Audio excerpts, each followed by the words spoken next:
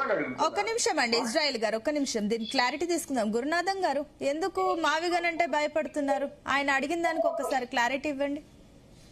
Madam, మా కాదు భయం, తోలు గన్ను తీసుకొని తిరుగుతున్నటువంటి జగన్మోహన్ రెడ్డి గారికే భయంగా ఉంది. రాజకీయంగా పతనం అయిపోతాము, ఏదో ఒకటి వార్తల్లో ఉండాలనేటువంటి భాషతో ఉన్నాడు.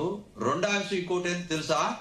మొదటేమో ఒక అమరావతి అన్నాడు, అధికారంలోకి వచ్చిన దాకా 3 రాజధానులు అన్నాడు, మా అందరితో ఉద్యమాలు చేయించాడు. తర్వాత వచ్చిన తర్వాత ఏం చేశాడు? ఇప్పుడు మావిగన్ అంటున్నాడు. ఒక్కటి నేను చెప్తాను, ఈ సందర్భంగా మీ అందరికి కూడా చెప్పాల్సింది ఏంటంటే, బ్రెయిన్ అన్నాడు. బ్రెయిన్ ఆలోచించమనండి, ఒక్క నిమిషం నేను చెప్తాను. ఎందుకనంటే తెలివి గలవాడు, విఘ్నుడు, రాజకీయాల్లో 50 సంవత్సరాల అనుభవం ఉన్నటువంటి చంద్రబాబు నాయుడు గారు ఏ విధంగా మొన్న చట్టం చేయించాడో తెలుసా?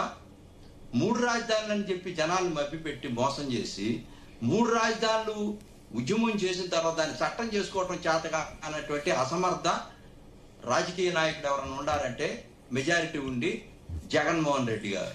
ఎందుకు తెలుసా? అతనికి శాసనసభలో చట్టాన్ని ఎట్లా ప్రవేశపెట్టాలో కూడా తెలియదు. శాసనమండలిలో మెజారిటీ ఉన్నప్పుడు ఏకవాక్య తీర్మానం పెట్టుకొని కేంద్రంలో ఇప్పుడు అమరావతిని ఏ విధంగా చట్టం చేసుకున్నారో ఆ చట్టం చేసుకోవటం చేతగాక తెలియక మమ్మల్ని అందరినీ, పేద ప్రజల్ని, ఎస్సీ ఎస్టీ బీసీ మైనార్టీలందరినీ కూడా మోసం చేయించి ఉద్యమాలు చేయించి ప్రజలందరూ కూడా భ్రమింపజేసినటువంటి వ్యక్తి అతను. ఓకే, ఒక్క నిమిషం, మీరు చెప్పింది నాకు క్లారిటీ వచ్చింది. మీ గురునాథం గారు ఒక్క నిమిషం, ఇజ్రాయెల్ గారు ఒక్క నిమిషం. దీంట్లో ఒక్కటి ఉందమ్మా, ఒక్కటి చెప్పేసి నేను క్లోజ్ చేస్తాను. చెప్పండి. ఇక్కడ ఇంకొకటి ఏంటంటే 52,000 మందికి పట్టాలు మేము ఉద్యమం చేసినప్పుడు ఇస్తానికి R5 జోన్ లో ఇస్తానంటే ఇవ్వమని చెప్తే అది 41A 42లో అధికారంలో సవరణ చేసి అది రాకుండా చేయటం కోసం 3 జోన్ లో పెట్టాడు. అంటే వాళ్ళు కోర్టుకు వెళ్తారు రైతులు తప్పకుండా. ఎందుకంటే 3 జోన్ అనేది చాలా మోస్ట్ ఇంపార్టెంట్. అది హబ్ను తయారు చేయడం కోసం, ఇండస్ట్రియల్ హబ్ తయారు చేయడం కోసం పెట్టుకున్నటువంటి మాస్టర్ ప్లాన్. దాన్ని డిస్టర్బ్ చేస్తే కోర్టుకు వెళ్తారు. అసలు పేద ప్రజలకు ఇచ్చినట్టు ఉండాలా, అది కోర్టుకు వెళ్తే స్టే వచ్చినట్టు ఉండాలా. చంద్రబాబు నాయుడు గారు ఇది ఒప్పుకోవట్లేదు అని చెప్పాలా. ఇది ఇతనికి ఉన్నటువంటి చిత్తశుద్ధి ఏంటో తెలుసా? ప్రగల్భాలు పలకటం, ఊదర కొట్టడం, డంబాచారాలు కొట్టడం. 3 రాజధానికే న్యాయం చేయలేనోడు, అమ్మకే అన్నం పెట్టలేనోడు, పిన్నమ్మకి పట్టు గురునాథం గారు ఒక్క నిమిషం అండి, భయపడిపోతుంది జగన్మోహన్ రెడ్డి గారు. మీ పాయింట్ కన్సిడర్ చేస్తాం. ఒక్క నిమిషం ఇజ్రాయెల్ గారు. సో ఇందాక అన్నట్టు దాని క్లారిటీ ఇచ్చారు. ఫస్ట్ చట్టం కూడా అయిపోయింది, ఇప్పుడు కూడా మళ్ళీ చట్టం అయ్యాక కూడా మళ్ళీ రాజధాని మార్పు అనేది ఎందుకు మీరు ఒక స్టాండ్ పైన ఉండట్లేదు? దీని గురించి ఒకసారి. మేడం, ఇప్పుడు డాక్టర్ బాబాసాహెబ్ అంబేద్కర్ గారు రాసినటువంటి రాజ్యాంగాన్ని ఇప్పుడు ఎన్నిసార్లు సవరణ చేశారండి? సుమారు 100 సార్లు సవరణ చేశారు. చట్టాలు దానికి వీళ్ళని మావిగలంటే ఎందుకు భయపడిపోతారు అంటలేదు. కానీ అంటే ఇప్పుడు ఇప్పుడు ఒకటి మీరు మావిగన్ అంటే ఏమండి పిచ్చోళ్ళు అనుకుంటున్నారు సార్, పిచ్చి అనుకుంటున్నారు. అసలు మావిగన్ ఏంది సార్? కన్నేంది, మాయేంది, అసలు కన్నేంది, అసలు అది ఎక్కడ పదం, అసలు ఎక్కడ ఎవరు భయపడుతున్నారు? అసలు ఎవరు భయపడుతున్నారండి బాబు? మిమ్మల్ని మీరు చూసుకొని భయపడతా ఉన్నారు. జనాలు మద్దతే లేదు.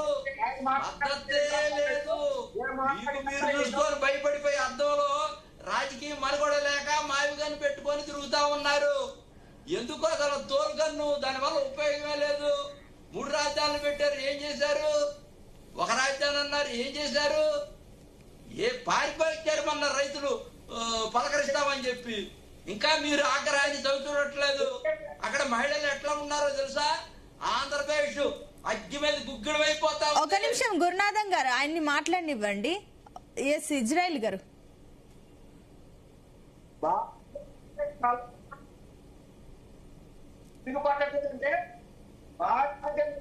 మొన్న ఏంటో తెలియదు, అర్థం తెలియదని చెప్పినట్టు పెద్ద మనిషి మావిగన్లోనే అమరావతి మాట.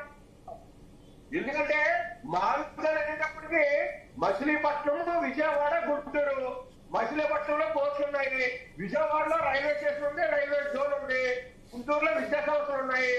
ఈ 3 మీద ఆంధ్రప్రదేశ్ జాతీయ రహదారులు ఉన్నాయి, గుంటూరులో విద్యార్థులు ఉన్నాయి, అర్బన్ డెవలప్మెంట్ ఉంది, అర్బన్ కార్పొరేషన్ ఉంది, ఇవన్నిట్లో అంటే అంటే అట్లా మీరు చెప్పినట్టు ఓకే, కానీ నాకు ఒక డౌట్. ఒక పలానా వ్యక్తికి సంబంధించి గవర్నమెంట్ కార్యాలయాలు ఒకటే సిటీలో అన్ని ఒక దగ్గర ఉంటే, మున్సిపల్ ఆఫీస్ కి వెళ్ళినా ఆ తర్వాత కోర్టుకు వెళ్ళాలనుకున్నా అవి అన్ని ఒక దగ్గరే ఉంటే వాళ్ళు వెళ్ళడానికి ఉంటది.